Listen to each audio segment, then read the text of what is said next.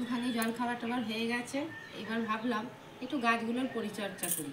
পরিষ্কার টরিষ্কার সবই আছে, একটু রোজ দিন তো জল দিতে হয় গাছে। তার জন্য আমি শুধু জল দিই না, চাল ধোয়া ডাল ধোয়া জলগুলো আমি রেখে দিই একটা বালতির মধ্যে। সেই জলগুলো একটু গাছের গোড়ায় দিই। তা একটু এখন দিই, সময়টাও একটুখানি সবসময় একটু তাই এই জলগুলো দিয়ে এই যে চাল ডাল ধোয়া জল আমি এই যে রেখে দিয়েছিলাম বালতির মধ্যে, এইগুলো আমি এরকম দিই। তাতে কি হয়, গাছের পুষ্টি হয়। আর সার আলাদা কোনো সার দিতে হয় না। আমি এক চাপ করে চায়ের পাতাগুলো না ফেলে এরকমভাবে পচাচ্ছি, পচে গেলে মাটির সঙ্গে মিশিয়ে আমি ওটা দিয়েছি। এখানে আরেকটা গাছ লাগাবো তার জন্যে, আর আরও গাছ আমার আছে নিচে।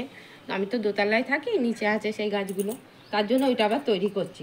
আর এখানে অল্প ফুল গাছ লাগিয়েছি, কারণ এখানে যাতায়াতের অসুবিধা বলে এখানে বেশি ফুল গাছ রাখা যায় না, যার জন্য এখানে আমি অল্পই ফুল গাছ রেখেছি। এইভাবে আমি সকালবেলাটা আস্তে আস্তে আমি এই সকালবেলাটা এইভাবেই কাটাই। তারপর আবার দুপুরে রান্না করতে হবে, এইভাবেই দিনটা কেটে যায়। তা আপনারা দেখবেন, চ্যানেলটা লাইক করবেন, সাবস্ক্রাইব করবেন।